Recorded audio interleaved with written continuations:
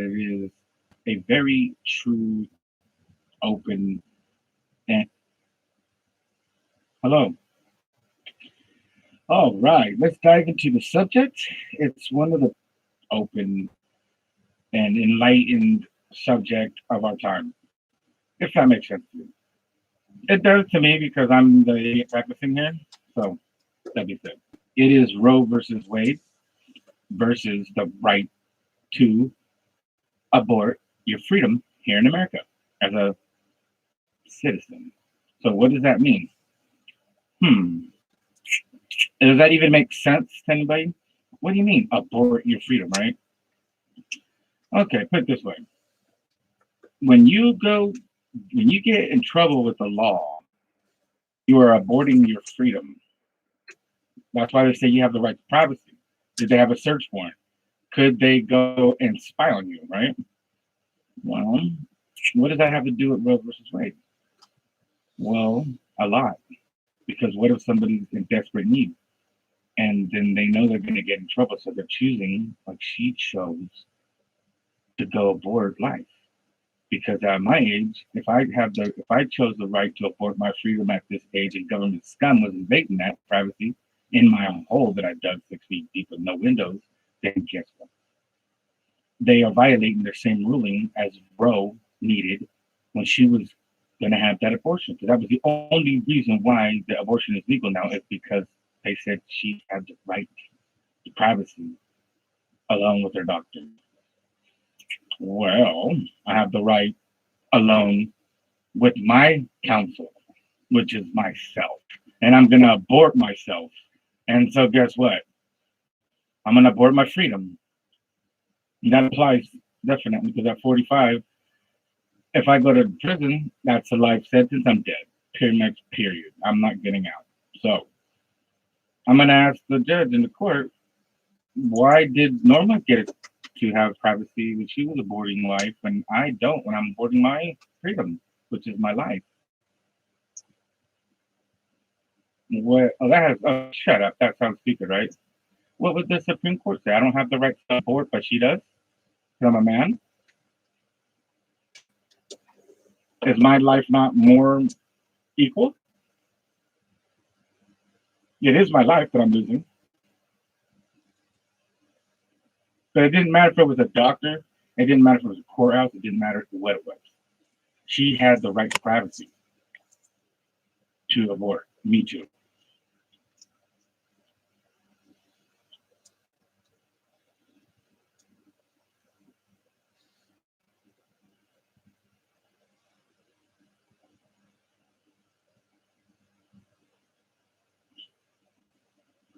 Okay. Sorry about that. So this is day 7 preach practice, take number 3. It is 10:54 p.m. on October 14th, 2021. Now, in my other first speeches or talks I was having here, it was about Roe versus Wade versus a right for some other citizen to abort their freedom and privacy. Right? Well, how does anybody know that he's having privacy? How did he know that somebody's watching? Was he paranoid? Is he delusional, or is he thinking government's done? He's paranoid. Two, three, blah blah blah. Jump, blah blah blah. All the excuses that the world will have against somebody for making their God-given and constitutional right to to practice or to do in privacy that is going to be highly scrutinized. But if they just say, "Hey, I knew you were watching. I know that I'm going to get in trouble, and I'm going to abort. I'm choosing that. I'm choosing to abort my freedom, and I know you're watching." See, that's the difference. It was the intent. If you're hiding like a little troll because you know you're in trouble, then you know you're in trouble. But I know what I'm doing. I'm going to abort my freedom because I have to survive. Because you and you're watching your system have me in a confined environment, and you're hating on everything that I do, and so you're forcing me to make that decision. The suicide, abortion, same thing. So that being said, I'm not a coward, and I know I'll go to prison for life. So fucking what? That's my business. You ain't gonna see me crying like a little fucking hoe. Nope. But while I'm aborting that freedom, I demand the same respect as Rose. Privacy. And if I'm not afforded that, neither should that lady who it was illegal to do at that time. She was breaking the law, but she was afforded privacy. Why can't I abort mine and privacy? So if mine's not credible, neither should hers because we're losing, we are aborting two things life. I'm aborting my life, period. That's it. And I'm not going out, and I'm prepared for that. That's why I've tried to do everything imaginable in life. Because I have half left. I did everything I wanted the first half, and now every day I can think of a new memory. And I'll sit there and just relive it, kill a couple people and do what I have to do, but it's not going to be life for long. I aborted that, knowingly and willingly. But I expected some privacy like, well, that's two different things. Yeah, of course you're going to say that because I'm a minority. I'm a Latino. I'm a poor person. And I have to use my Second Amendment because I can't get a weapon. And I have to use my Second Amendment right to use my modern form of a weapon to collect prey and to defend me and my family's life from Mother Nature, from weather. What? Now you got guns? No, I'm using my Second Amendment right to the best that fits my society, my circumstance, my situation here, all that I know, which is poverty, the ghetto. Everybody has a gun and everything's all bad. And I had to use my Second Amendment weapon to hunt in my modern form of a jungle and a forest, which is the concrete jungle. And my prey is not a bird or a deer, because there's none of those. I've only seen two of them in my life. My prey is a greenback, and I'm getting what my weapon of choice to defend and put a roof over my family's head to defend them from government and from the enemies outside and from the weather. Might be a prohibited substance, but guess what? That's my weapon. That's my Second Amendment right to. How, what you got? None of this makes sense. It doesn't make sense to you because you've enjoyed the freedom to abort in privacy, and nobody knows what you've done. Well, I'm pretty sure if you throw a rock at me because I'm trying to use the same thing, the right to choose as you do, guess what? I'm an asshole? No, you just don't want to afford the benefit of the right to choose. Then you don't want to loan that excuse out. Period. Oh well, what if we let you use it? Well then guess what? You were sitting in here in a courthouse for nothing. That would be my argument. We're sitting here for nothing. What is the purpose? If you know what I'm doing, you know you had me in a controlled environment, which means de facto jail. You know that I'm going to use my Second Amendment right to defend myself and my family, put a roof over our head, feed us, and protect us from you. But yeah, you still kept on hindering my progress in life and my happiness here in this country and my controlled environment. How do you know? Maybe you're just paranoid. None of that matters. I chose to abort, and you now asking me questions about my situation, which is even more of a shameful thing that you guys are trying to debate here when you didn't ask the lady all the prep job before the abortion. What they do to your legs? What kind of stuff they put around your vagina? You know, all that stuff that somebody could be asking a woman. Uh, what would you say about that to her? That is an intimate moment that somebody has to dig extremely deep inside their soul and speak with every deed and yell outside his his his sanity to speak to a deity and or where they realm, this is the universe, and yell in that darkness out the kid like, hey, Does this make sense? Can I abort my freedom? Can you come and argue for me? Can you be my counselor? Lord Jesus, you said not to defend myself, that you would be that counselor for me when the time came. Please don't let me down to look like a liar. That's an intimate moment. That was an example, by the way. That's a prayer. That's what would happen, in my opinion. If I could separate myself and watch somebody go through that and hear what they were thinking. We don't know, and we don't have the right to know what made that person do what they did to choose to abort life in privacy. So why should you be afforded my reason, but protect theirs? Is it because the individual would be a man? Well, what if it was a woman?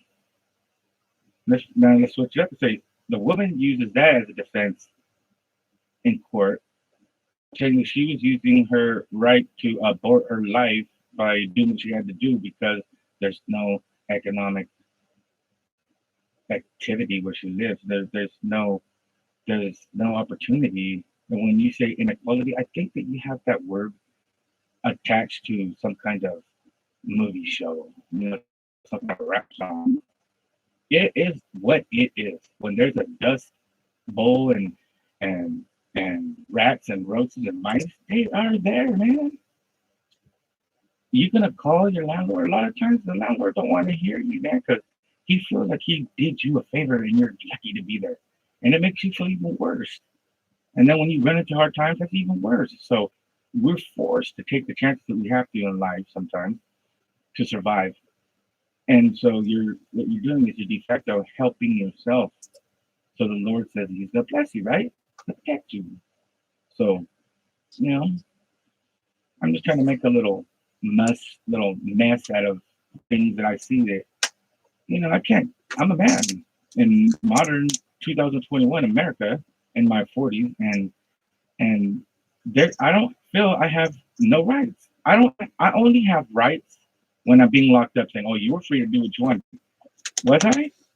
How? Tell me how I was free. Because once I started doing it, you came and arrested me. Tell me how I'm free. Tell me why every major college in America, this is a fact, every major fucking college in America, Ivy League, was built with heroin money. Yeah, Teddy Roosevelt, or what is it, Teddy Roosevelt? One of those presidents. Their dad was their family was one of the biggest heroin dealers in the fucking world.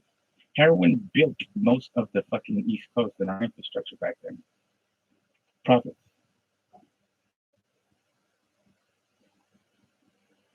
Whichever president was the one that said Rough Riders, you know what he did before he went? He sniffed. And what a sniff was cocaine. Because it was legal. So they take a sniff and jam out. Right? Siegfried and Roy. He demanded his privacy. I demand my privacy because if without it, I can't work my magic. I can't write the insights of children. I can't speak to my friend because he's shy around people. And everybody should look at him like, what the heck is this man talking about? He never explained himself. They would try to ask him heck questions like, what are you talking about? What's going on? Who's your friend? He never explained it because he said it was his right and privacy to have that. That's the reason why he's frustrated right now, is because he got to step into his privacy zone that he needs to dig so deeply. He did an ounce of cocaine every day. He drank a fifth and a half of whiskey every day, and he smoked 12-inch long cigars that were an inch thick. That was his daily ritual. Okay. Now he is with modern psychology and puberty and therapy, modern psychotherapy. A lot of it's based upon that man's intellect, his theses, like his hypotheses, his writings are revered to people because we're still using this concept. biceps right now like it's gold. But he was, if he would have been now, okay, if he would have been now, because his right to do what he had to do to be that, to have such stature now, and the educational and the mind system here, he needed privacy. Norma needed, or Roe needed privacy. The accused needed privacy to because the shit was going on, you know? Whatever the 1973 Rose situation, I tell you what, if she was on drugs or cracked out or then black or white, I mean Mexican, we would have never had that. They would have called her the worst crackhead mom in the world and locked her up, made her have a kid in jail, took the kid from her, probably give her a forced neutering, and then we would have never heard about it. But it was a 17-year-old white girl who, ironically, ended up being anti-abortion 10 years later. She said she made the biggest mistake in her life. And now she's an anti-abortionist. She fights for life, pro-life. Isn't that weird? I guess everybody becomes some kind of more, or some kind of, you know, what do you call them when you have a crusade, or, you know, everybody gets a crusade when they're the focal point of a touchy subject. You know, but life is not touchy, man. You cannot just sit here and say that I made an easy decision and I had all kinds of opportunity. I could have done 10,000 months is free. I'm not free, because if you're watching me, then how was I free? So don't ever say I'm free if you're watching somebody. Okay? If you know that they're in trouble and they need help, the law is supposed to not watch it and suffer. You're supposed to intervene and protect. That is to protect and serve. It's not to watch die, watch be destroyed, watch be humiliated, watch rights, and to be anti-constitutionalist, anti-rightsness, anti-Americanist. None of that. We're supposed to sit here and say, okay, what is the point? What is the point of the legal system if it doesn't, if it isn't law abiding? You know, the forefathers, in my opinion, made it really clear, and this is getting to a point here to get back to the subject. This all fits together. Just bear with me. The forefathers found, and they knew that how people's constitutional rights were being trampled on, you know, and they didn't want nothing to be fair. Absolutely, by no means at all did you hear a fair, equal. Everybody, you have the right. We are equal as humans, right? We have that. We all have equal rights. But they did not mean for it to be socialist or communist. They meant when a man or a woman or American citizen's life is in up for judgment, that they have an equal chance at fighting, because the system is not a kinship. They have to prove it. And there's laws to that counteract the cheating. There's laws that would have protected my right to abort my freedom, like there is the right to abort hers. So if you say no to not having the right to abort my freedom, then you have to say no for her right to abort life, if that makes sense. So calling me a drug addict or an alcoholic or filthy or low life or a criminal, guess what? Most every single person and every single law and every single foundational stone that this country is made of was made by a criminal. Changes aren't made by people who win. They're made by the frustrations of losses that motivate the soul, that gives you that unbending will to keep going forward and take the beatings and the lashes, because we trust one thing called the Constitution. And it is not equal. It's if you know it and you learned it, that you should be afforded it. Period. So for her to have the right to abort and me not to abort, why? So if you say no to me, she don't have a right either, because at the time it was illegal. Now, speaking of adolescence and and teenagers,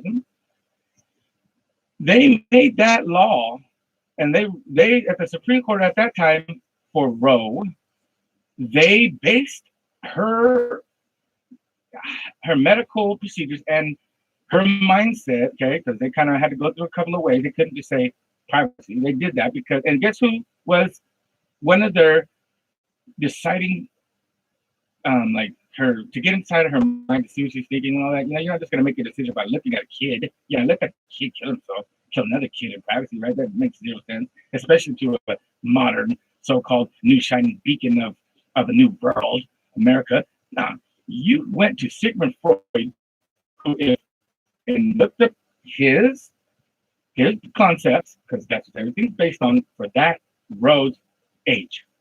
Period. That was he's a fucking old pervert speaking about teenage fucking all night, drunk and cracked out. Now, if you can say that what I say is nonsense, or it makes absolutely no sense because I'm on something or I'm high, and so he has delusional. Guess what? I thought delusions used to be dreams. Delusions were hope. Delusions were a belief that hard work pays off. Is that makes me fucking delusional? Because I believed and you lied?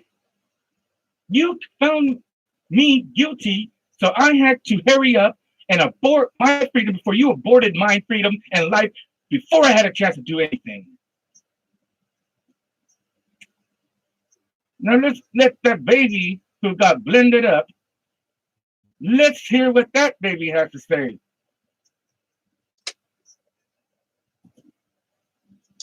Well, now they're a doctor.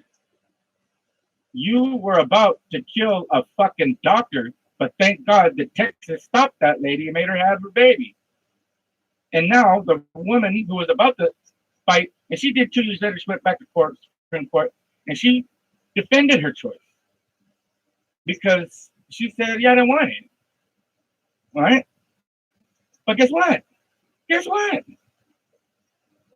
If a parent here in America in privacy smacks their kid, yells at their kid, or is having a fucking drink because the little bastards are acting up, CPS.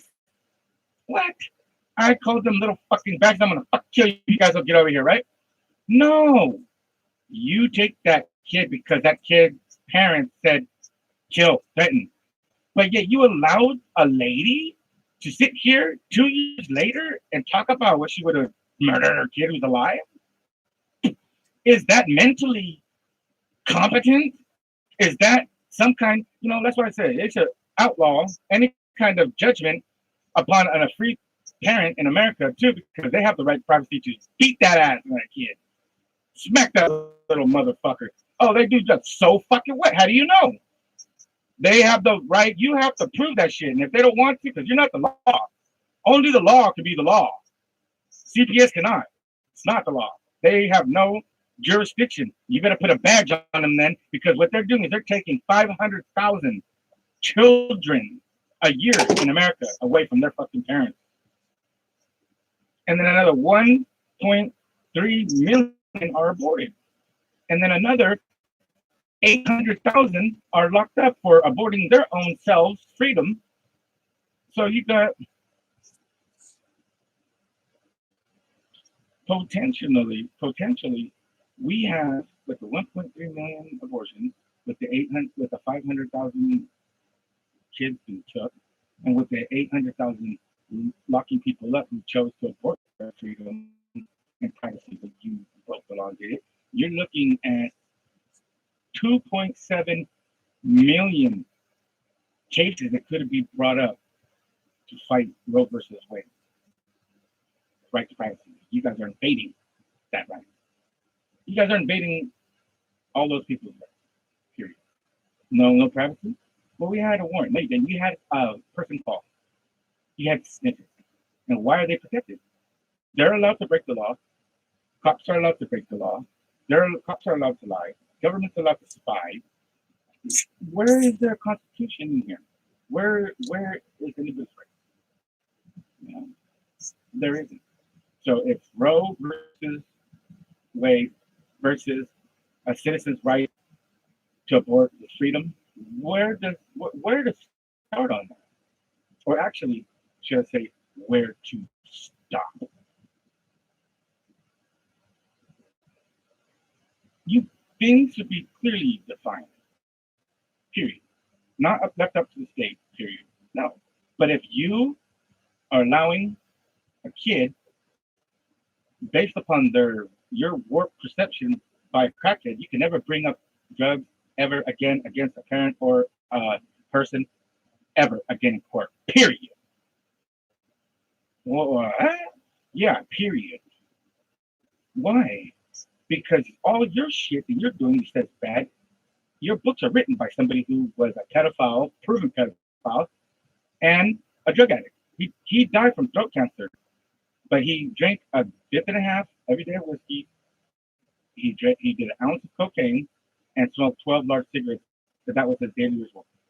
Right? So I read his memoir. So this guy who they're basing their criminal justice points of view on us, and yeah, fuck man.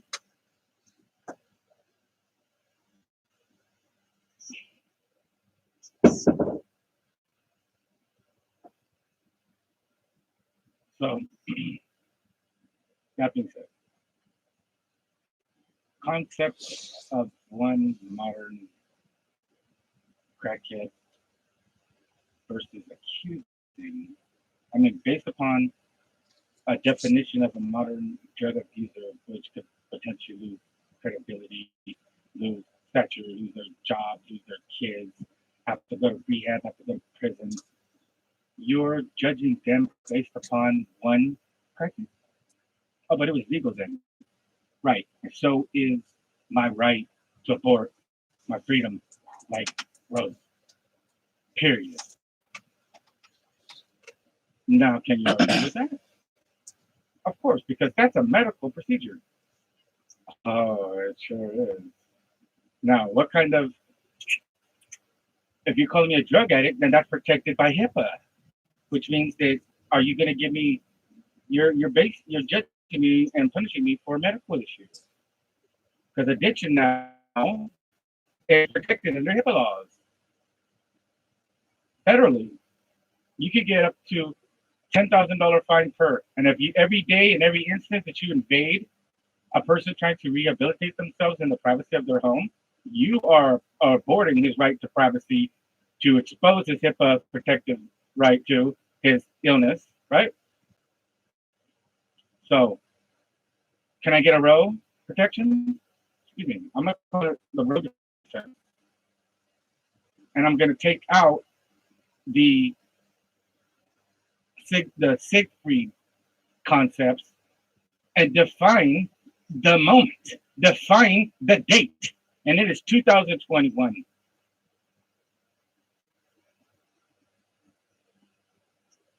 How many times have people say, well, how is this relevant?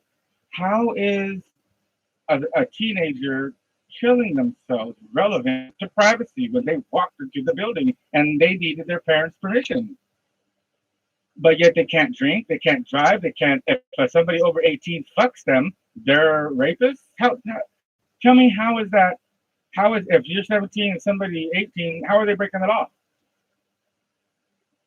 Oh, but the parent has no right to know when somebody is aborting. A husband has no right to his flesh. A husband doesn't even have the right to know when his wife is killing aborting the child because. Well, guess what? You don't have the right to know anything. I do. Period. When it comes to what they say is if you have a crack in the window, somebody and it's facing the public street, somebody has a right to spy. If you're next to apartments, don't yell because if they can hear outside of it within 10 feet, then they have the right to listen. And they have the right to call the police, take pictures, or record you, I guess, right? So that's definition of privacy. Well, what if my fences are 10 feet tall, privacy fences? I have no neighbors at all. I dug under my house, there's no basement. I had to dig 6 feet deep. I have no windows. I'm surrounded by slab foundation on my right. On my north side, I have a pile of dirt that's 6 feet, 7 feet tall. On my left side, I have walls and nothing. And then in my back door, I have a huge yard with a dog and two doors, and I'm in a room hiding on a in the corner. There's no way in God's green earth somebody can know what I'm doing unless they went out of their way to peep in. Plus, my home is my registered place of business. So I'm not here in for fun. I'm here working, and I'm working. This is my concept room, my research and development. I also am a journalist. I am a registered journalist with the union that pays dues. International. I am a photographer. I could get in back to classes. My car is registered, and I have a online news article at www.newtemplemount.com. Newtemplemount.com. You can get snacks, you can listen to music, you can upload a podcast, you can do anything. You can post and sell on there, but it's a lot of news, right? So that being said,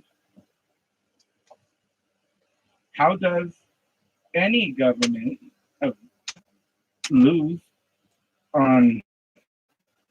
How does any government have the right to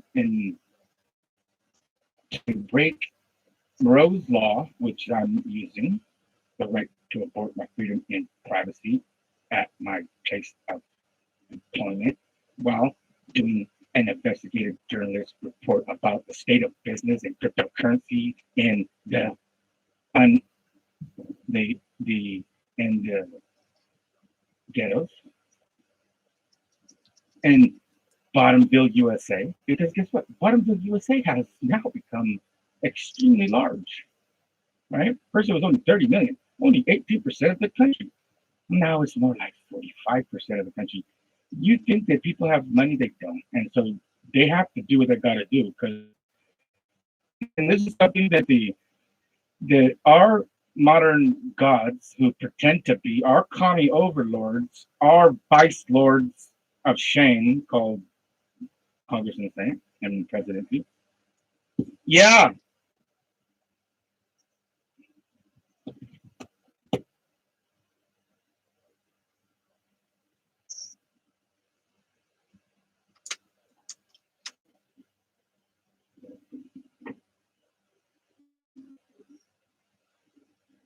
I could get a little overzealous and stuff, but forgive me. You know, am I speaking facts?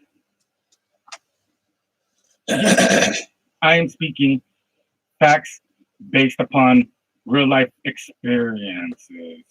Now, if somebody was to ever hear this and if somebody was to say, "Well, that's not how America works. You're free to do what you want. Who's to say that you can't have a business? You don't have privacy." I do. The news does. My Google pages that pop up.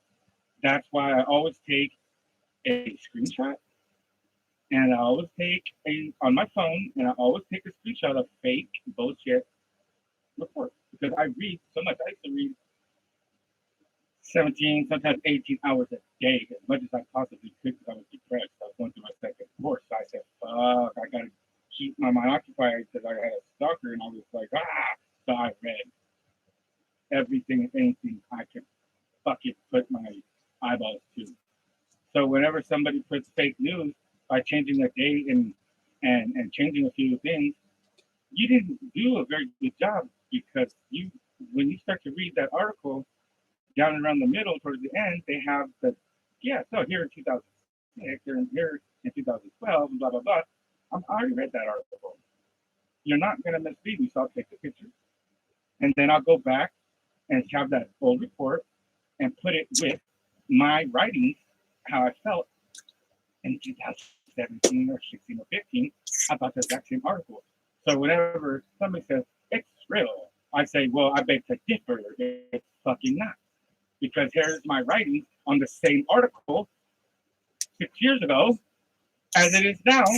So you're trying to pump my head up, make me believe the shit ain't fucking real. And then when I tell you that that's my truth, you're gonna say that I'm full of shit, but I'm not, because that happens. That's why I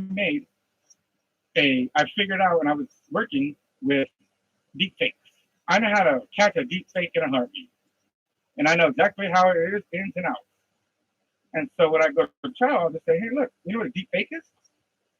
Whose IP address is this? Whose servers are these?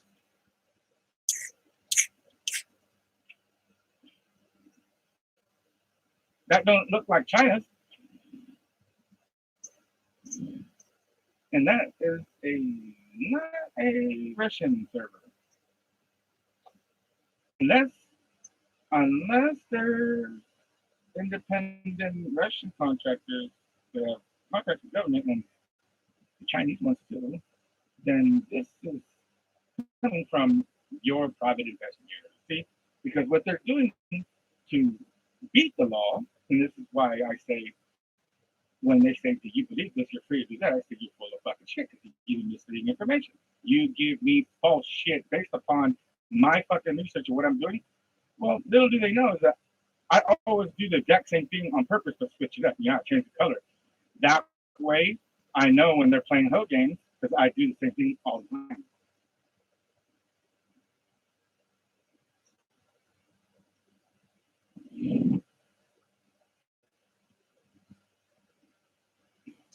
All I do is put a new paint job on it, you know, and it works. So if you go back to 2010, go back to 2000, you will see the exact same businesses.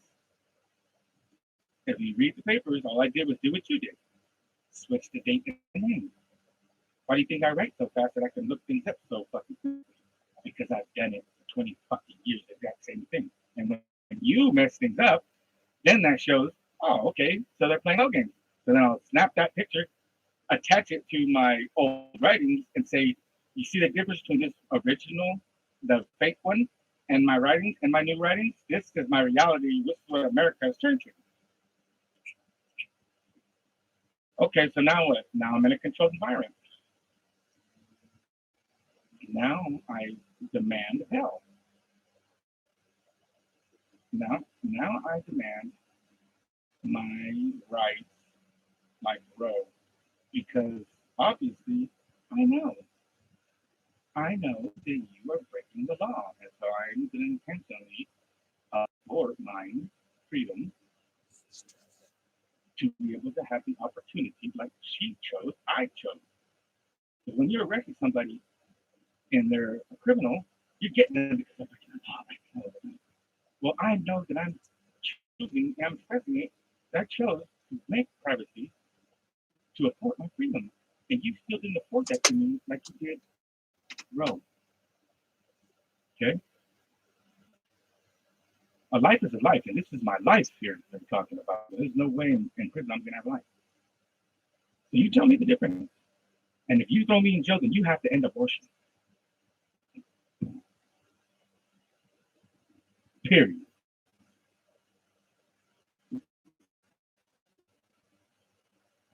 And that's just the way the cookie crumbles, in my opinion. No. What?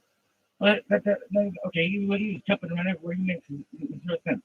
I make zero sense to a person who's afforded an attorney.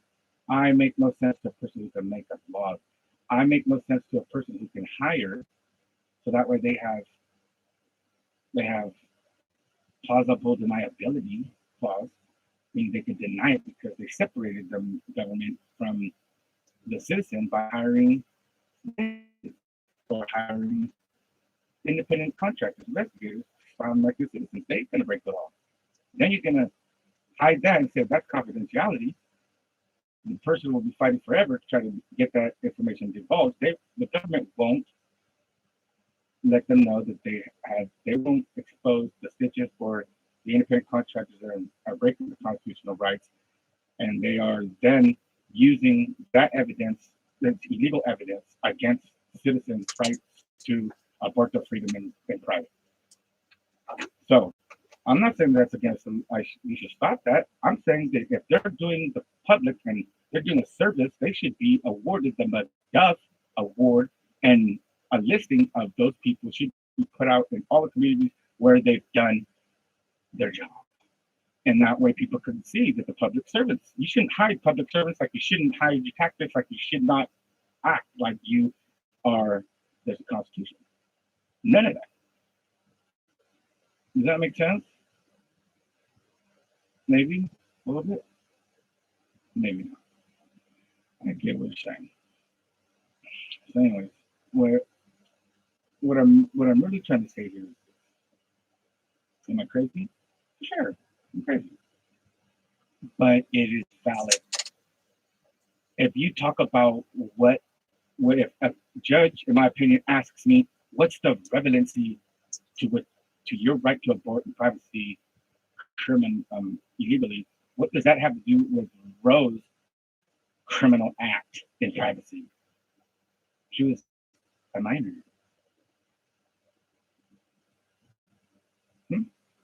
What does privacy have to do with an abortion? That was the only the Supreme Court had to dig deep to find an excuse to make it legal. With me, I have all the excuses in the world why it should be legal, why it should be afforded out, because it would then give people a sense of protection. We wouldn't be living in fear. You know, they say that it was so horrible in Stalin's time and Mao's time and during Hitler's time. It was so horrible, right?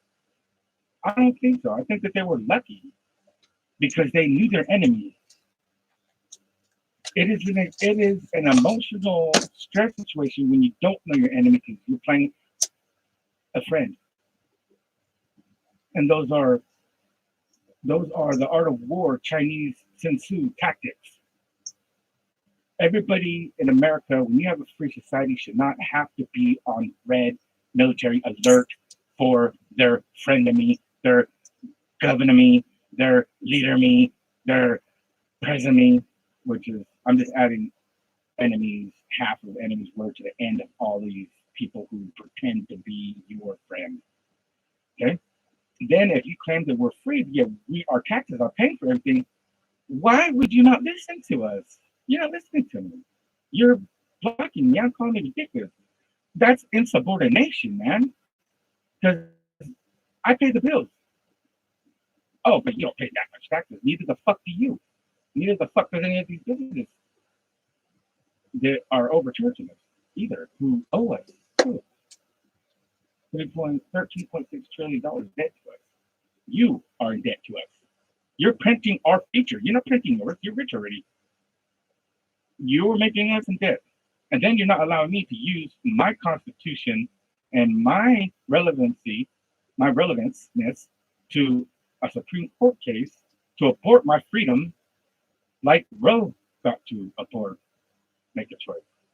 I'm pro-choice. I am. I love abortion. You're anti-abortion. No, I'm not. I'm trying to take advantage of an awesome ruling that gave women medical procedures, extra medical procedures, and rights. Now, can a man have them? Can a poor person have some rights? So I'm not degrading her. I'm not even, that's her choice in life. I'm not God or I'm not the judge, period. That's her constitutional right to do as she does. But I'm trying to use that ruling, that right to abort in privacy. That's mine.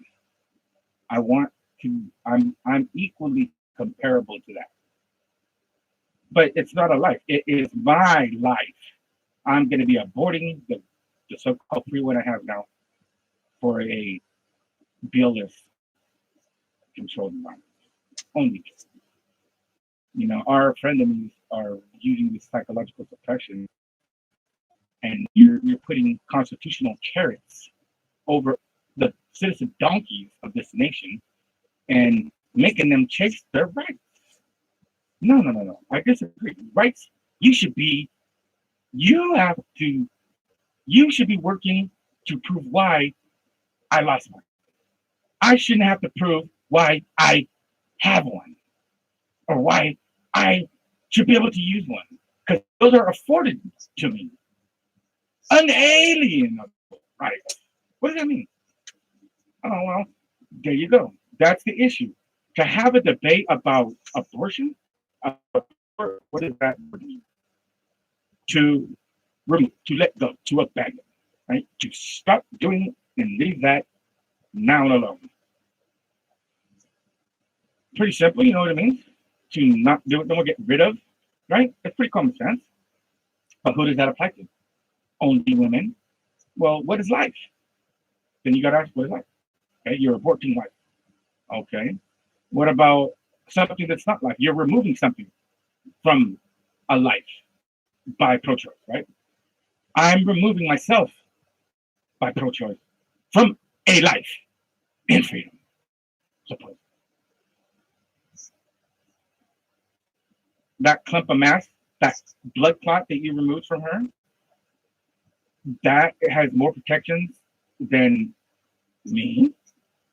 That mess that you're going to throw in a garbage can is more privately protected, more privacy rights than me, 45-year-old man who pays his fucking taxes and too much against everything.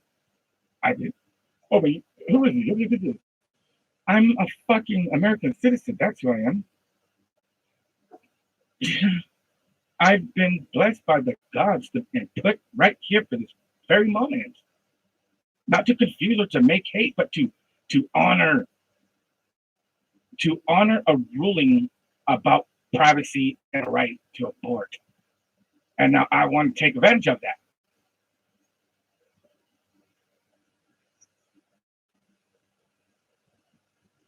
But you were breaking the law.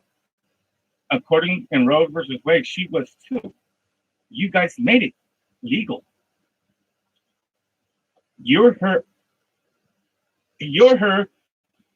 You are her legal consequences appeal. That's what that ruling is. I haven't even been convicted, but I've been convicted of birth by being poor. I've been convicted, been put under scrutiny, and now I'm appealing a ruling that you guys made. So you want to compare apples to oranges here? We are apple to apple.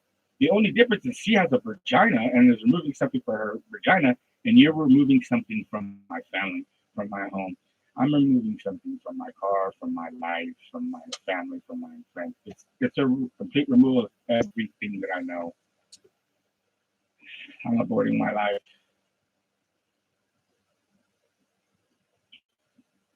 Now, if I don't get that right, so either way, if you say no, then Roe got to go. If you say yes, then I guess my life is on life support again because it was a failed attempt at aborting, and you send me back to my prison, the concrete ghetto.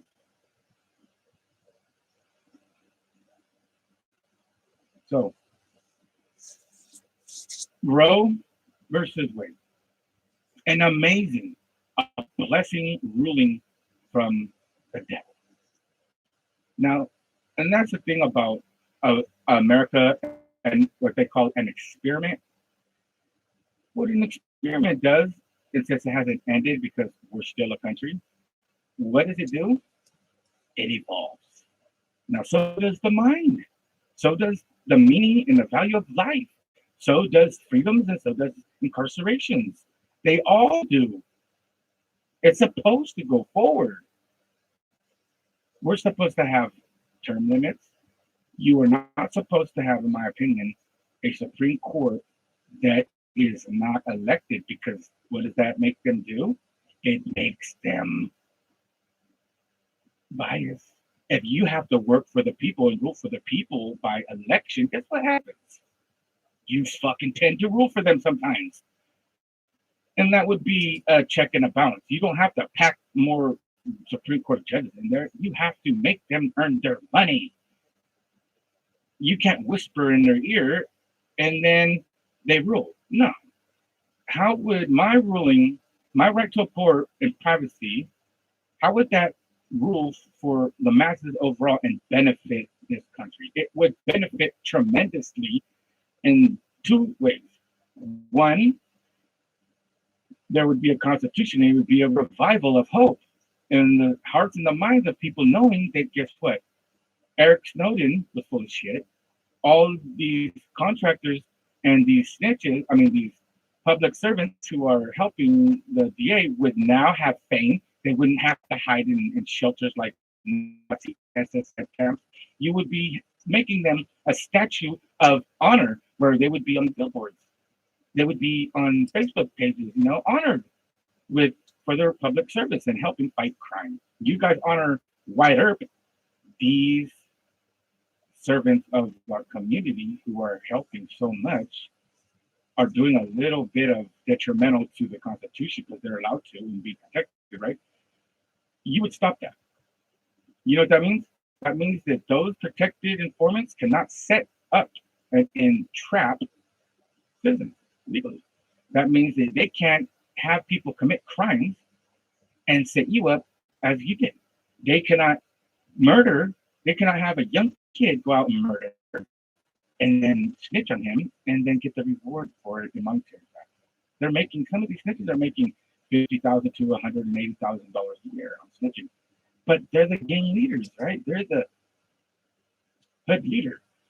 Are you serious? Now America has came to the point where if the government wants to have some kind of plausible deniability clause built into them, the way they practice suppressing its citizens, then we need to put them in check too. How do you put all these different legal lines so that way a ruling of Roe versus Wade would change the way criminal reform is? And it would de facto make criminal reform. How? We would then be able to consolidate the law agencies, all the intel agencies. There's no need for so many because they don't communicate properly. And that could be an excuse for a citizen that could sit in jail for 20 years without going to court because they're trying to figure out the intel in between different law enforcement agencies so they could give it to the defense attorney or the judge is going to rule against that. And that could be an important factor in a defense for a citizen.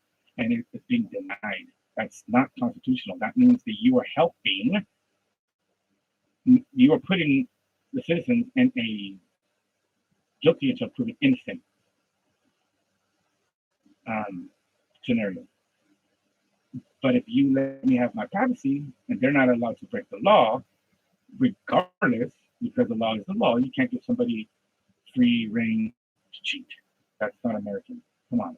If not even King George in the forefathers days, he didn't even do that. He'd just go in there and kill you. Chairman Mao, China, you know your enemy. He would tell you this is what's going to happen. You're going to jump on that cross, I'm going to shoot you in the head. Okay. Now we're having crosses put in front of us. We are down. We are so devalued because of the lack of constitutional enforcement, not enforcement upon the citizen, but enforcement upon the governing body. Once they remember that there's a constitution there, that they can't cheat, then people become free. People become relaxed. They're not paranoid. The enemy of the state won't be the citizens, and the citizens won't have an enemy of their state, which is the government. Because that's where we're headed.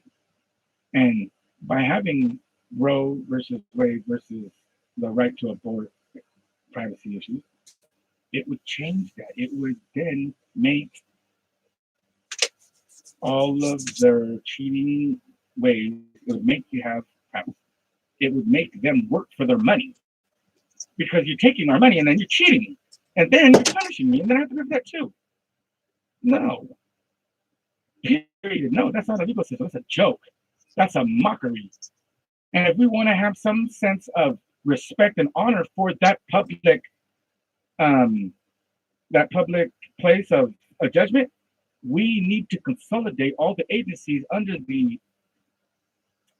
Homeland Security umbrella, because the Homeland Security umbrella is so huge, right? And they still don't even know what to do with it now. But the simple way to do it is to reform intel and the law enforcement agencies and you get rid of all of them. Put some of them up on and retire them. Put a little plaque and give them a nice little sticker and honor them. But you could cut. It would cut costs down by 25% for each department. That means close them down. That means that you have one head, which is the Homeland Security, and then you have the umbrella agencies that all work under that. That way, intel is at one place, already available access to. That way, we could get that as citizens fighting some kind of issue right away, right? And then you save 25% on the budgets of each agency, which would come to they're spending $400 billion a year on these law enforcement agencies.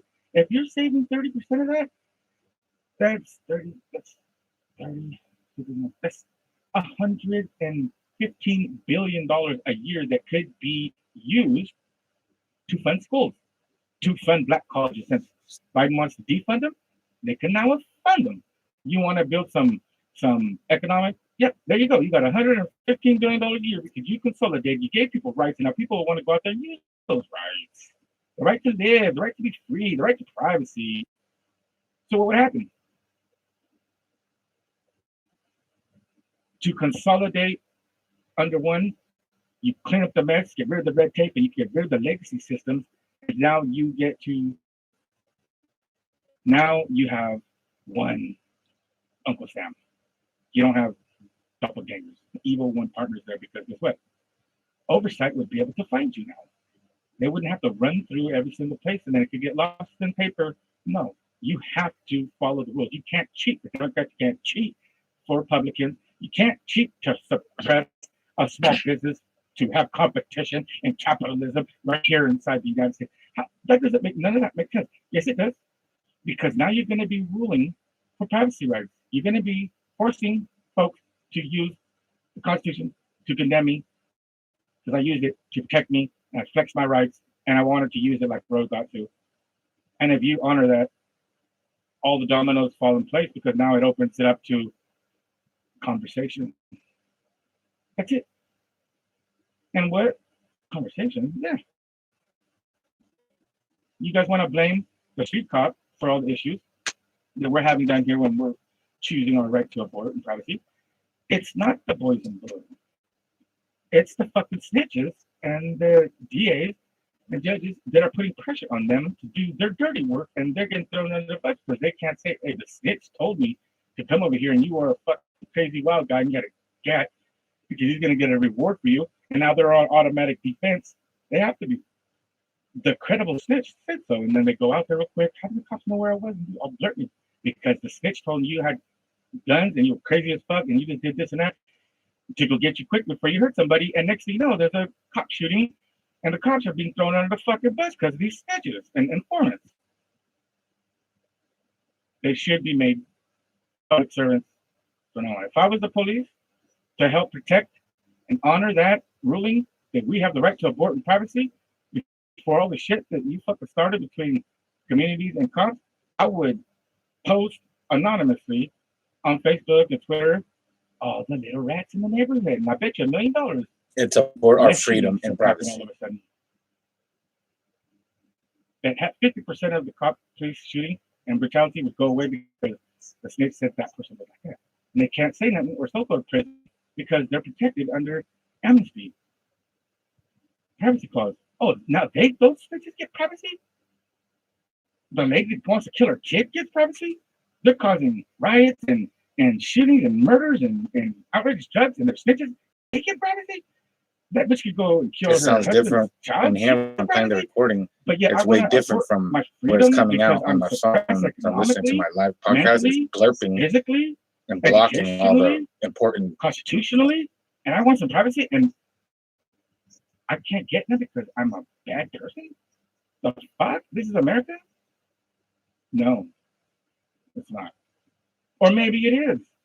The only way, folks, is to tune in tomorrow.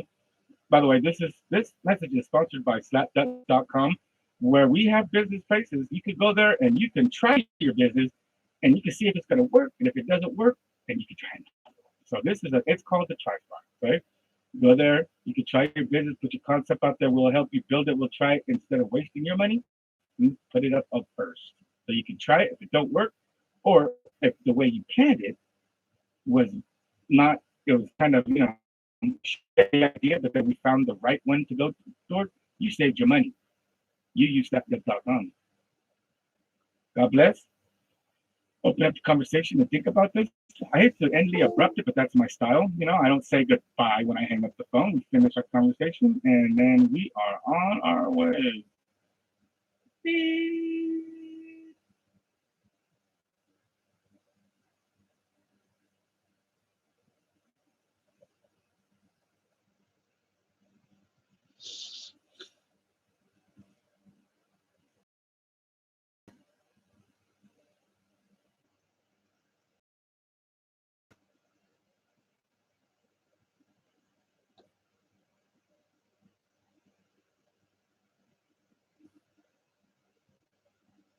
1 sentence.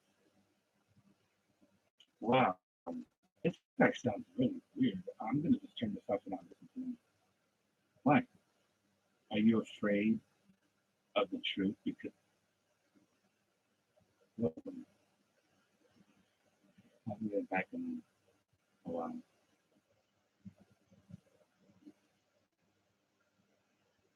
Welcome. I'll be back in a while.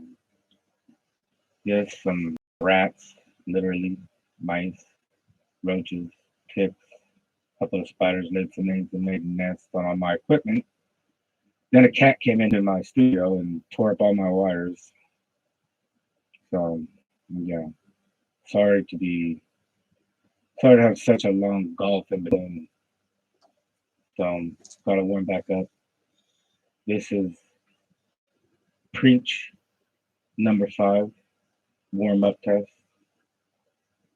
The date is 10/13/2021. So, today's subject, I think I'm gonna get on. I think I'm gonna get on hypocrisy. What does it mean to be a hypocrite? Where does that word come from? What does the definition mean, and how does that apply? Because you hear that inside the Bible, right? Besides what we're gonna get on. So, viewer or sinner or Christian viewer discretion be advised, because there might be a little bit of foul language. You ever think about that? Jesus, sometimes when he's sitting there, he sit there and bite his tongue when he's tripping over tables and he's yelling at people. Do you think he said, bleep, bleep, bleep, bleep, you must bleep? No, I think he went full blast and said, you filthy pig, you lying sack of shit. If you really trusted me during this pandemic, you know what you could have done with super preachers? You guys could have showed how Christianity truly is works of faith, not works without faith. So meaningless faith without works.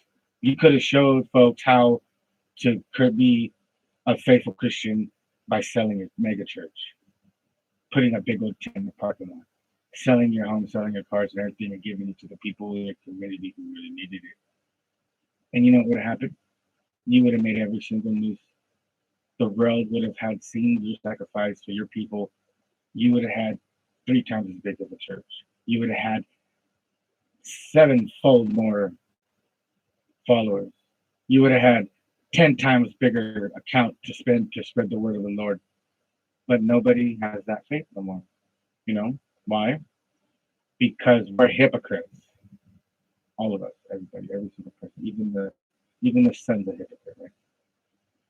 They said it wasn't gonna burn us. Oh, don't worry, you come out here and get a nice tan, I'm gonna feed you, but then you burn me? Like, what the hell? Now I'm gonna get cancer? You hear all those warnings on TV, right? So there's really nothing, even in my opinion, excuse me, Lord, you're hypocrite too. Because you say that, and that's where we're gonna start today. We're gonna start off at the top.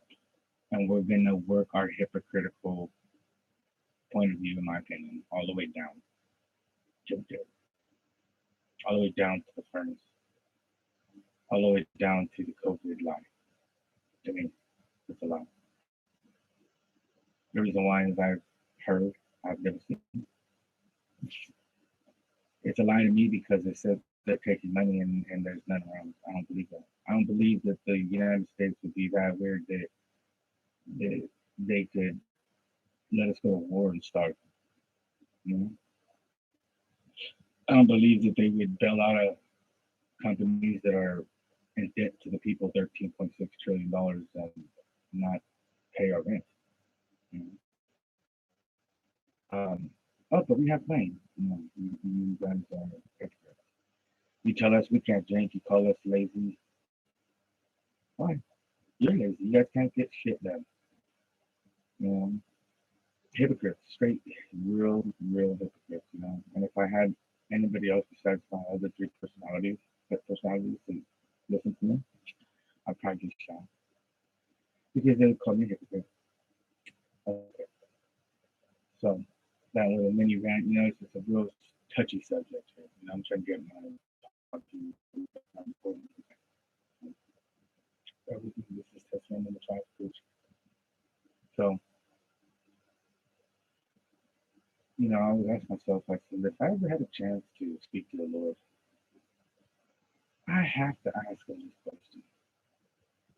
Why did you say that you only? Because if you pull out that word only and you look at it, that means pretty much what it says. No other way around it. I only help those who help themselves. What? I get it. I understand what that means. I mean, you got to be a moron to figure. You got to be not even an intellectual person. You're just being an asshole and stubborn. You want to fight because it's simple. God only helps those who help themselves. So why do I need you? Right?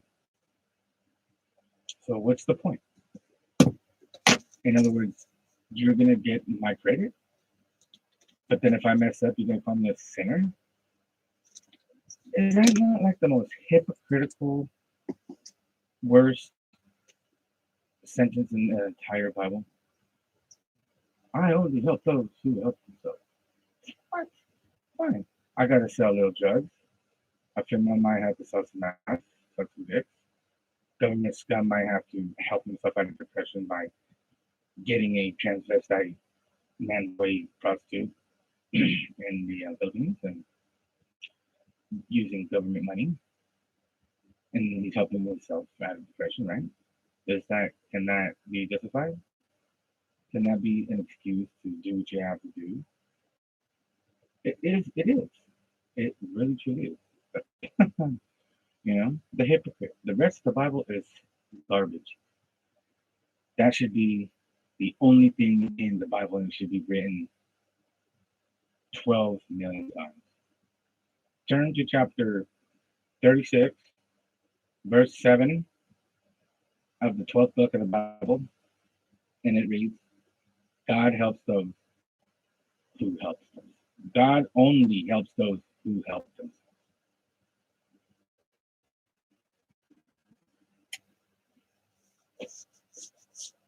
So I help myself to some extra vagina.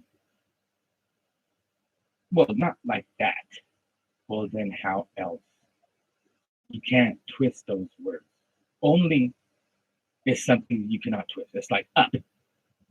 Well, it depends. It depends if you're hanging upside down. No. All right. That's the devil trying to make this what it is. The rest of the Bible, from Genesis to the end, is a hypocritical, pointless nonsense of a book. Just like the law. The law is pointless. It's a hypocritical thing. And how do those two come together? Because our government nowadays is acting like God, and they're being hypocrites. I will have better luck being saved by looking up to my overlord by pretending gods down here like demigods in government and begging them, and they might be in prison, might become a slave, before they would get A, but that's how it's comparable to that. And that word of law is being manipulated and used against people, just like the word the totally hypocritical nonsense that needs to be plain and simple. One sentence.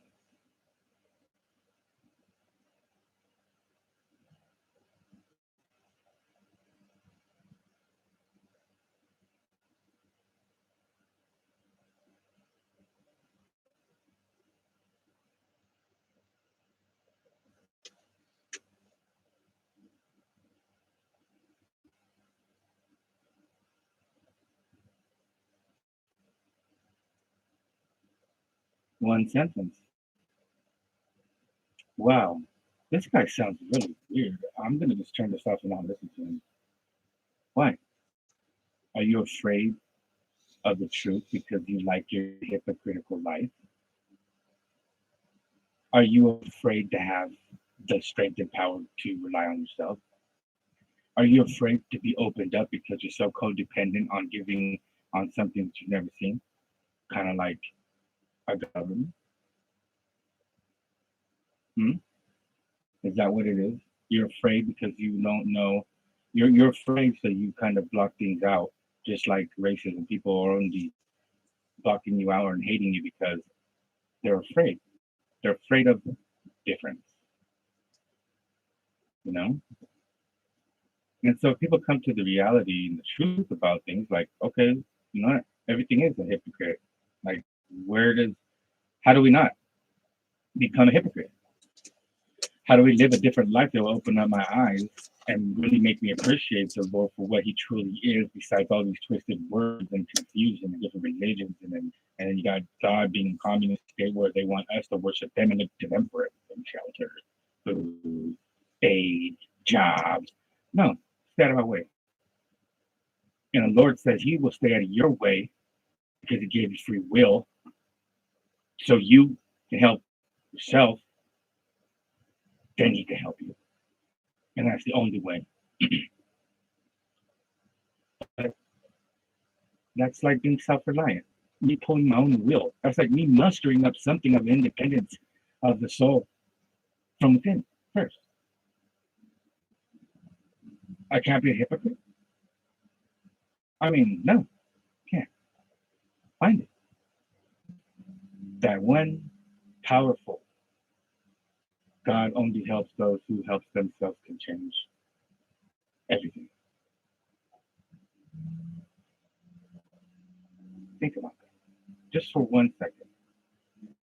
I'm gonna have to take a pause, but just think about it for a second.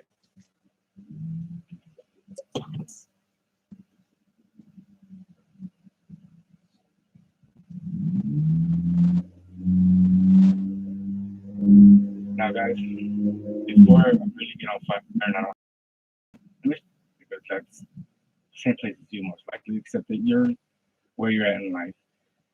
It's probably masked a little better than mine. I don't have anywhere to hide, so I had to dig a hole. Literally. So I'm breathing dust, mold spores, rotten wood, fields, and there's roaches and ticks and gnats and old wood lights and bedbugs and fleas. And there's all that stuff down there. And so it's really, after about 30 minutes down here, it becomes really difficult to breathe. It feels like there's cement in my lungs and it weighs down and I have to cough for like an hour or two to get it all out before then I can sleep. Which I feel like I'm suffocating. So that being said, I have to do what I have to do to help myself. So I could practice my business. I could practice my verse. And God knows that. He said, hey, I'll help you if you help yourself. So I'm helping myself to a little bit of peace, helping myself in my hole that I dug literally 6 feet deep. I saved all the little bit of change I had. I mean, pennies. Let me tell you something. I put and went to the to the slave. I put my stuff on that way, and I went put $7 down. Every time I had just a little bit of change, I went to that place and gave them my $5, $6. Every time I drove by, I said, "Shit, I got some change." I went there until I got each piece of my recording equipment, you know, and so that's what it is, you know. So just to let you know that I helped myself doing what I had to do to be able to be here right now. So I hope self, other self, that you guys really appreciate this because it's coming from deep down inside my soul. And I feel very strongly about this. I really, truly do.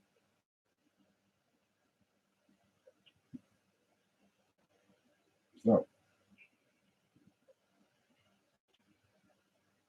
that being said, helping yourself. If you help yourself, that's the only way God is going to help you. Don't feel guilty. That's a freaking manipulation tactic by the enemy. And get 2 times, not no more. Nowadays, we have an enemy that's real serious, and that's government scum. But besides government scum, who is our second worst enemy? No matter where you are in the world, no matter where you are in the universe, no matter your monetary stature or without that stature, nobody's pocket poor.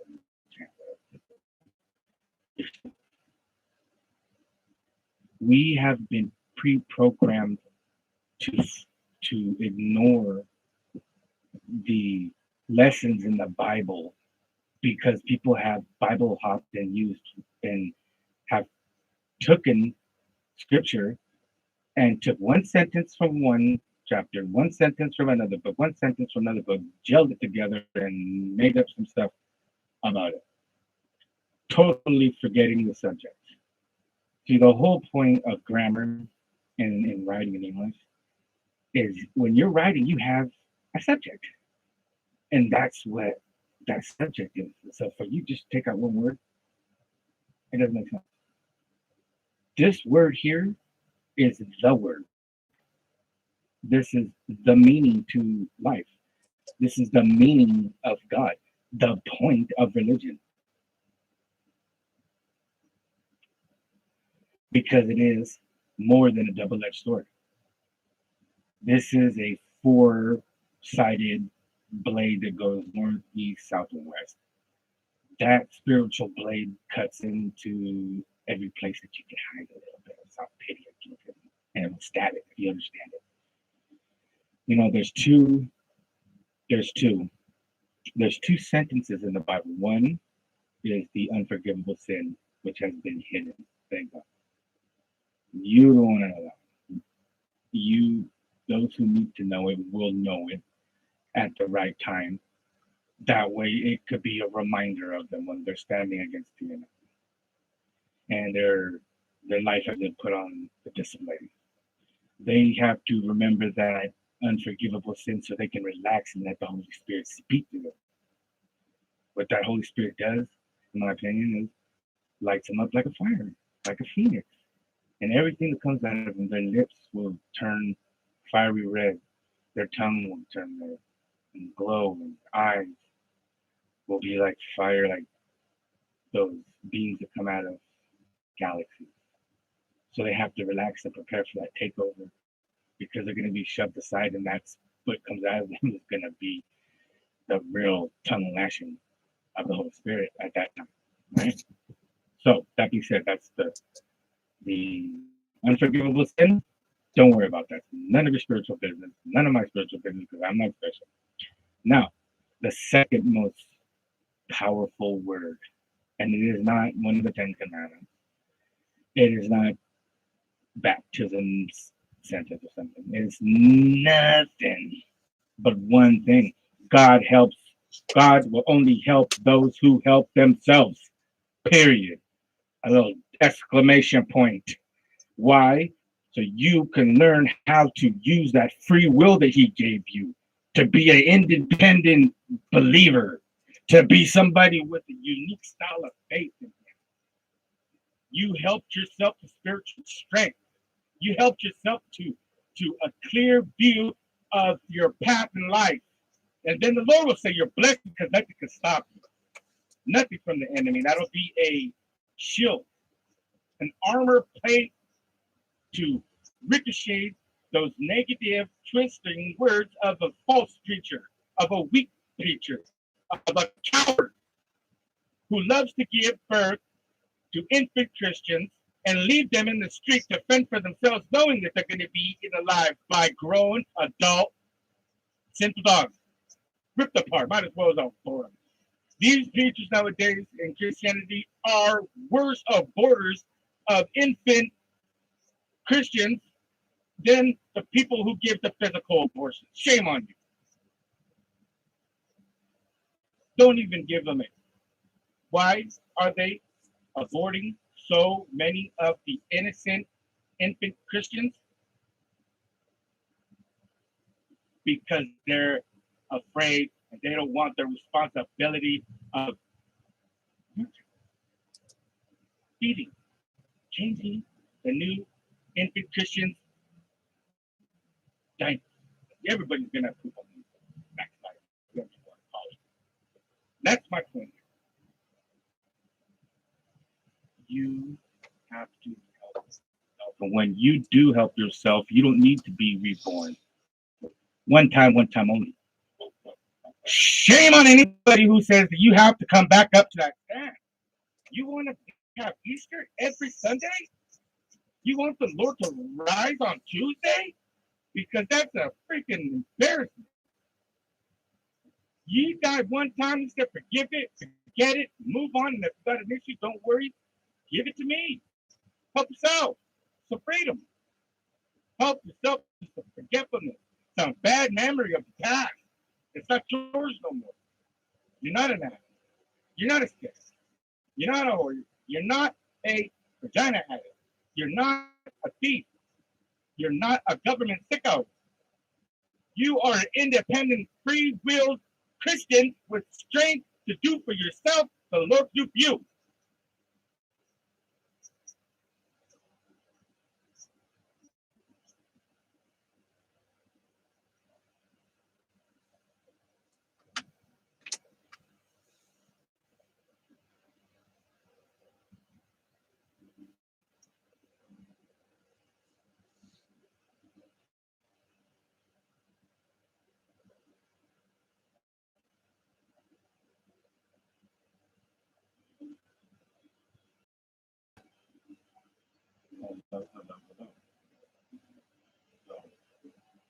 I'm back.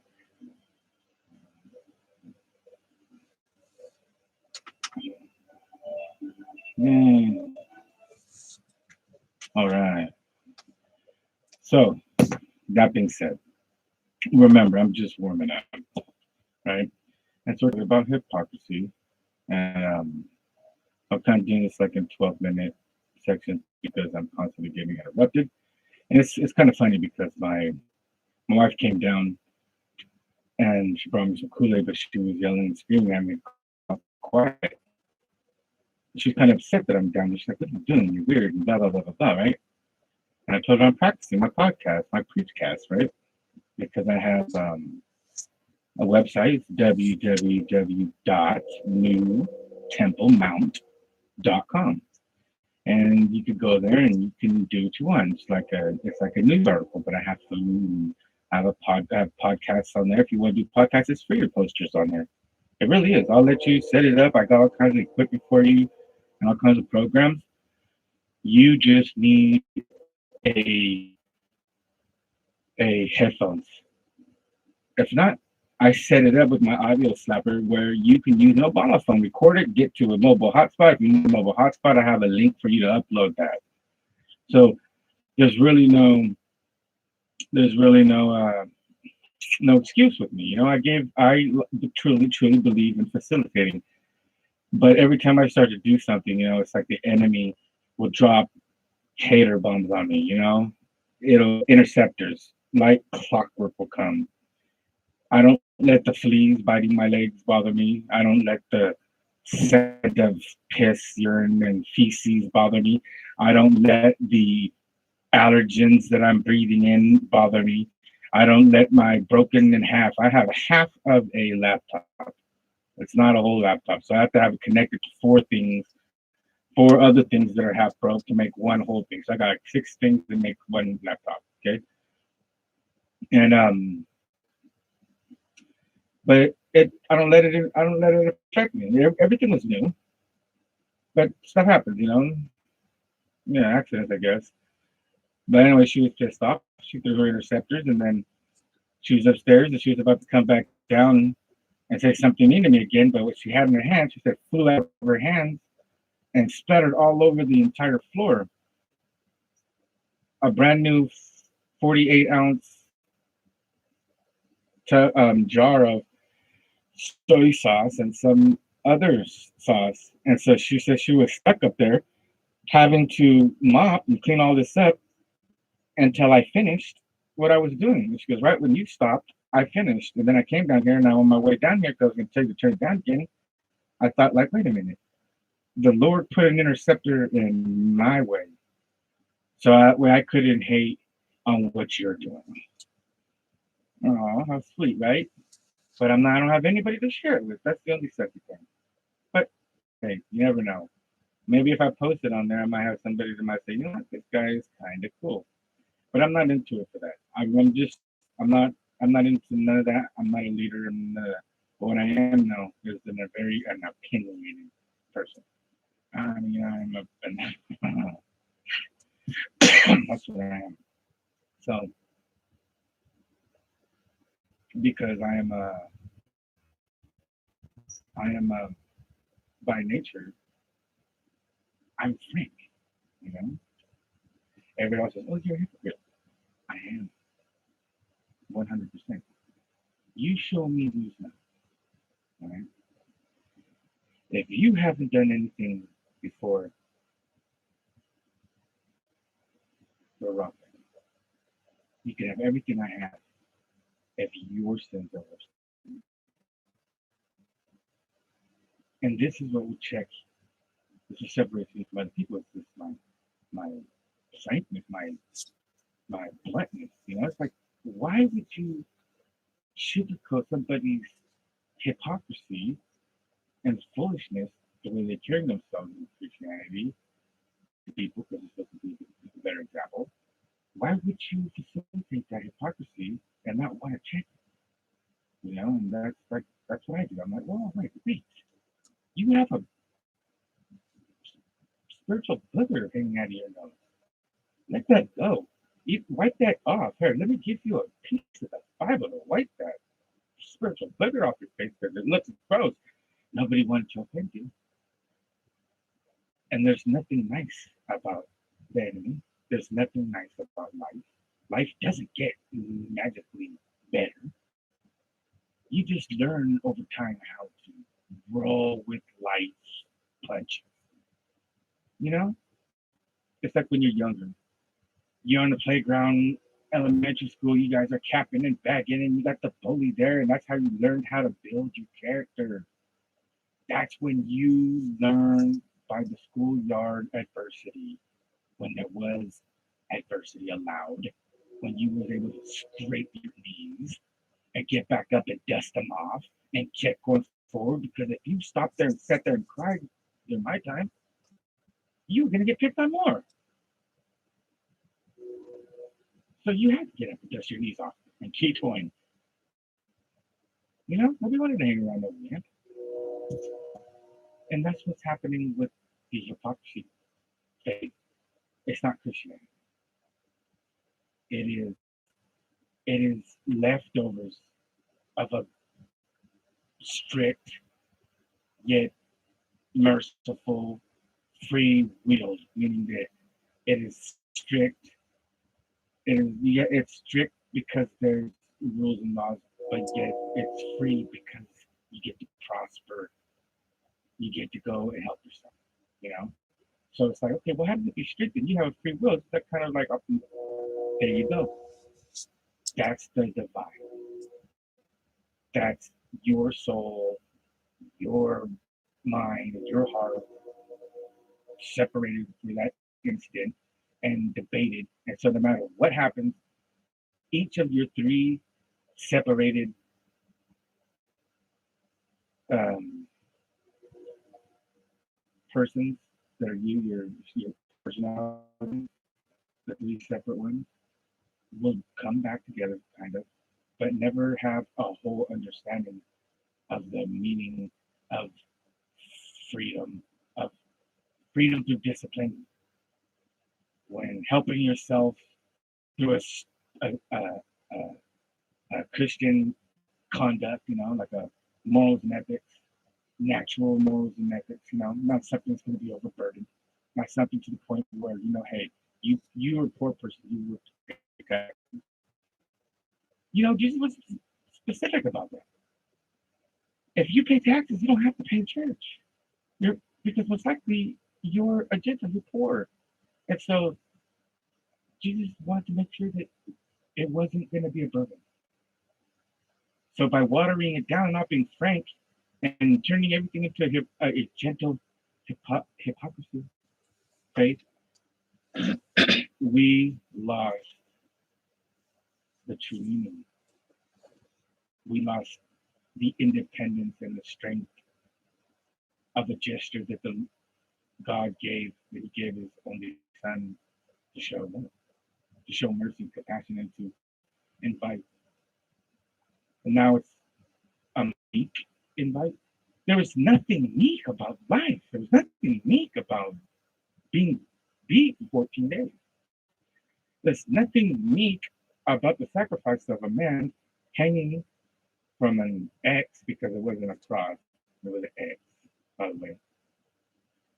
Which is worse because your back was snapped in half. And so while he was on there on the cross, he had no meat.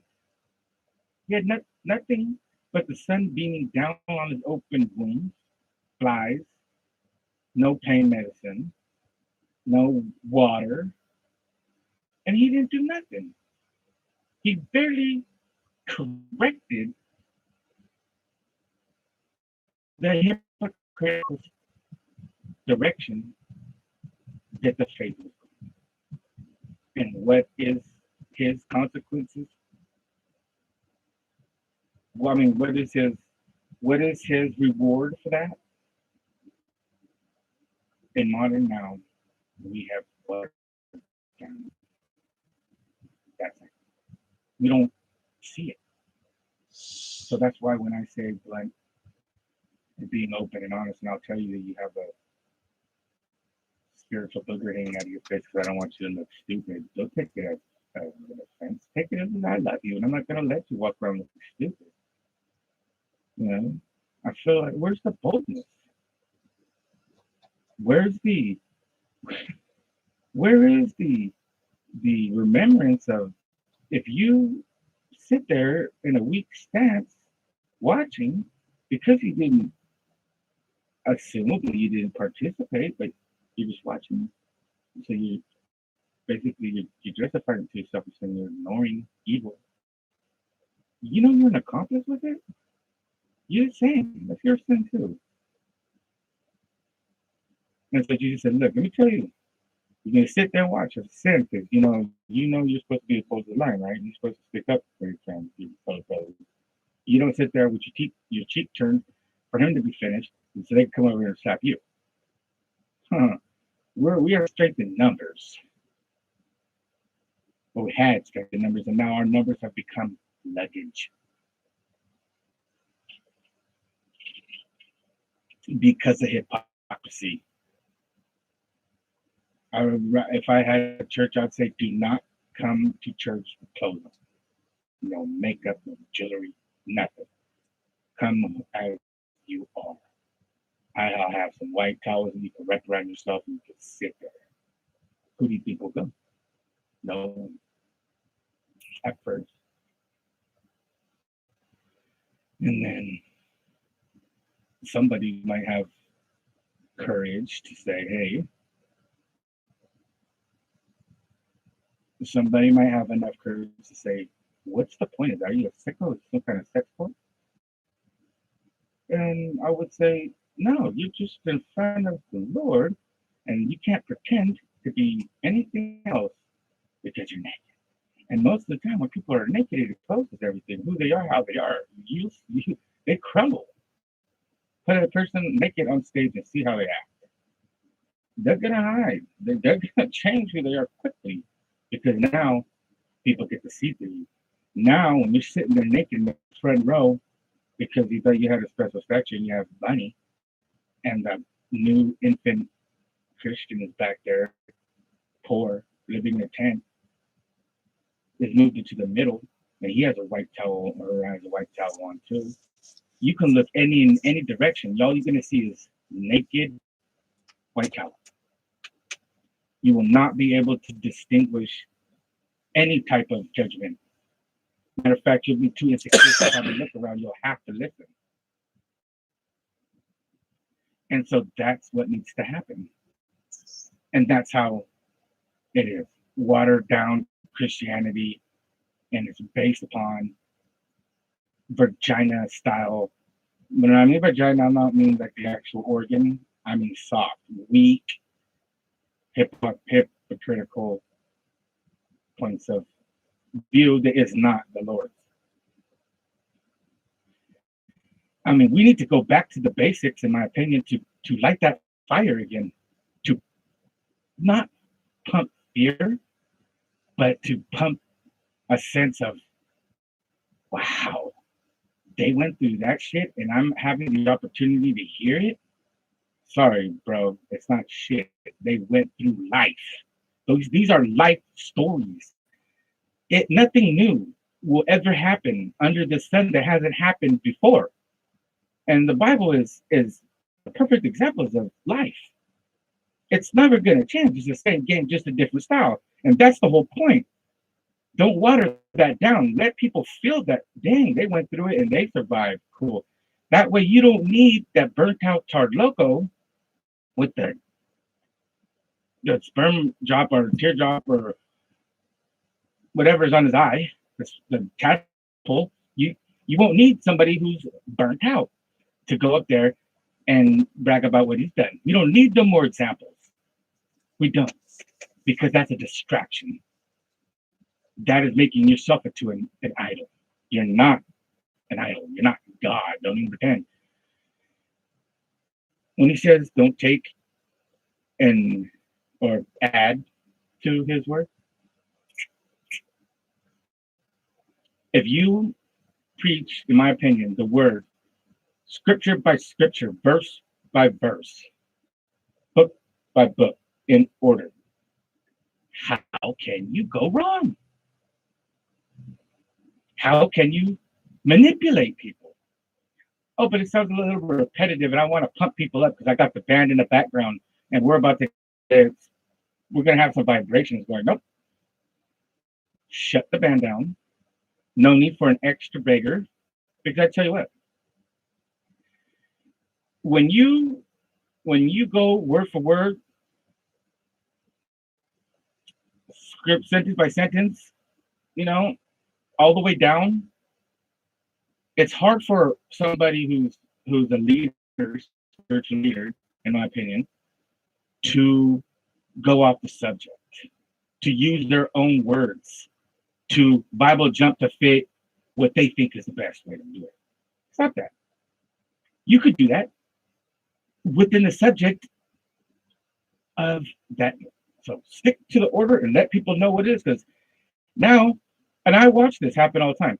I watch people when they preaching, they're flipping through the books, and it's heck of hard for them to catch up. So then they get lost, and I see them like pretending like I see this all the time. They just pretend like they're looking, but they're not. And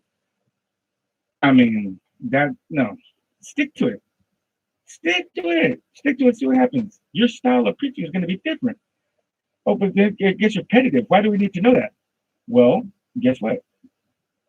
When it says, and it has Abraham's descendants and all the descendants in Deuteronomy and lineages of this person's brothers and cousins, sisters, that's done for a point, in my opinion, to show that your cousins, your sisters, your brothers, that your lineage is being written down in the book of life And you can help that be accomplished for the kingdom of Christ when you know and you have the example of it in front of you. When you are an infant, you get that stained in your brand new soul. You get that rage back and that soul and that zeal where you want to run and tell everybody. And that preacher needs to grab you by the back of your shirt and horse collar you and pull you back. No, let's hold that in. Don't waste it, my son. I'm going to teach you how to use that zealousness and that brand new, exciting faith over time. We're not going to let you just pump it all out. Then you're stuck looking around. I'm busy. Boom, you're aborted back into the nasty, pathetic garbage womb of this earth to fall back into it and lose faith because you feel that you are abandoned. And what can God do for you when you're just constantly being abandoned no matter where you go? Guess what? The Lord didn't abandon this man. This was 01 BC. These were his kids, and this is his sons and his daughters, and so forth and so on. And you keep going with those names and who the uncle, who the grandma, where they were born, so that way you can show people that this is the same book, the same account of a beautiful, faithful lineage that you are going to have when you hold that zeal in and use it in little increments to add and to gather at the right time your family. You bring them in. You bring them in how? By helping yourself. You go out there and do what you have to do to show that once you got that new faith, you went out and found yourself. You helped yourself, and now you are blessed by the Lord like you can't believe. But I had to do what I had to do. So what? You have a roof over your head. You have bread. You have a car that you can now give your family a right to. You can be the one who opens up the doors to let them in. You can have forgiveness now. And you won't just be sitting there trying to figure out how to do it on your own because the Virginia word didn't teach you that. They taught you to pat on the back, come back Sunday, bring $6 and tell a friend. Ah! No, you're going to speak clearly to me. You're going to look me in my eyes and you're going to feed me that spiritual bread that I can understand, my neighbors can understand, and then that tree of life that I'm writing with my baptism for my family that's going to be as beautiful as the one in the beginning of the Bible is. So that's the point of that. And so it has to come down. That's how you add, in my opinion. You don't jump on the spiritual scripture hopping. You stick to the subject. You tell them what at that moment in time and how that's going to apply to you no matter what.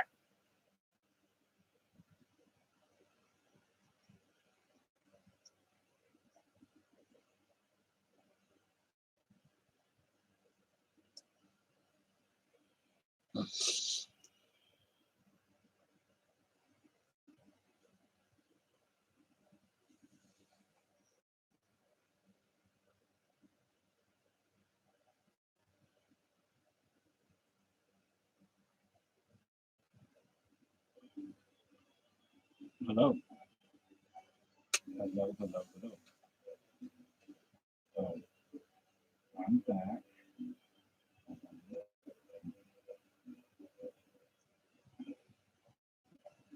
Mm, all right. So that being said, remember, I'm just warming up, right? And so talking about this prophecy, and sometimes it's like in 12-minute sections because I'm constantly getting interrupted. And it's kind of funny because my wife came down and she brought me some Kool-Aid, but she was yelling and screaming at me, called quiet. She's kind of upset that I'm down. She's like, what are you doing? You're weird, and blah, blah, blah, blah, right? And I told her I'm practicing my podcast, my podcast, right? Because I have, I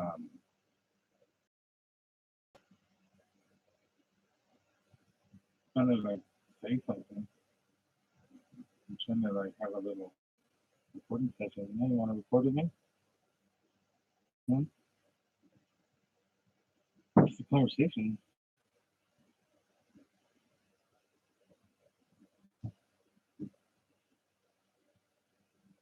Right? Perfect. So now that being said, and I'm not really hopping around. I'm just practicing, but I get to the point. So this is why I can't be a preacher. Because if I was, I would be tipping over your table. I'll walk into your church, destroy your little cafe. I'll shove all your books off your for selling your little library, and I'll break all your pencils and everything that you could buy before you walk into the Lord, your little shopping mall. I'll destroy it. Then I'll go in there, and every time you say something wrong, I'll get up and check you. What do you think would happen to me? They call me mental, right? You got to call the cops for vandalism. That's exactly what would happen. I'd end up in jail, and you would testify against me, oh, the preacher. But does that story sound familiar? It should, because that's the exact same thing that the Lord did. Because those vipers had a flea market in the temple. He when he seen it, he got angry and just destroyed the entire market and all their little stands and everything they had to sell. Because he says, oh, no. You are not going to be having this filth and doing business inside the Lord's house. When you come into the Lord's house, you come into the Lord's house to be with the Lord. You know what I mean? So, that can say. Well, wait a minute, Don. You're drinking, you're smoking, you're cussing, you're yelling. You are a hypocrite. Of course. That's the whole point. I've never once ever said I was good, because I'm not. I am the most wretched sinner that there is. I am as filthy as they come. I am so filthy that the Lord says that what's suitable for me is to be in a hole in a sewer. There's sewer pipes above me that splat out sewage on me every time somebody flushes the toilet. Rats run across my feet. I literally had to pick the wormwoods, the woodworms out. And I got pictures of natives and worms that live in the wood and in my dungeon. And that's why I named my business the Real True name it Wormwood. Not because I'm working in it. The Lord sees fit for me to have a dungeon of filth. And I'm in it. But when I break free and I come out from the pit, this abyss of filth and rotten wood and disgust, I'm going to come like a comet out from my dungeon. And I am going to tell people, I love you. It's okay to be a hypocrite. We all are. You just don't know nobody. You know? So, hypocritical me. Now, are we all hypocrites? Yes, I can prove to you you are right now, because the Lord says there is not one sin greater than the other. Right? You know what that means? That means that we are all on spiritual equal playing ground here, folks. But if you go home and you pop a pill when nobody's looking, sin. I'm drinking, sin. No, it didn't say that's a sin. It says to do something stupid with it. The Lord said, drinking to be married. I am. I'm helping myself to be married. So I'm not sinning. You are my judge, because the Lord said, not judge. When you learn how to not judge, you take one step further. You take one step forward, and you're one step closer to being spiritually independent. The most dangerous weapon, and the enemy knows this too, so is a independent human being, a free soul, free of guilt. Because everybody thinks you're in hell and we're in some kind of battle. Stop that. Stop. Don't worry about nothing. The war's over. And the Lord has already won. And the enemy knows it. So he's trying to confuse you. He's trying to make you think that being a hypocrite is wrong. It's second nature for humans. We're going to be a hypocrite regardless, because we're going to judge, and the only way to be a hypocrite is to judge. And so if you judge yourself, you're a hypocrite. You say, oh, your shoes are looking great, but you're wearing them. Or you see one of somebody else and tell them that they're, oh, well, I've been a better move. No, you're just being a hypocrite because you're trying to be nice on them. They're ugly. So no matter which way we think about it, say listen, a hypocrite is a hypocrite. We are all equal. So if a lady has a car, she might be going home and having 5 guys waiting for her, but she's going to be talking shit to you. You got to know, you got to be, you as a Christian, in my opinion, we have to be thick-skinned and let that stuff be a compliment. All right, well, this has been fun. Part 2. Coming soon. Away. If you're a new Christian and you're like, damn, I'm backslid, don't worry about that. That's not, you don't judge yourself. You take it as a compliment, knowing that only bad shit and the end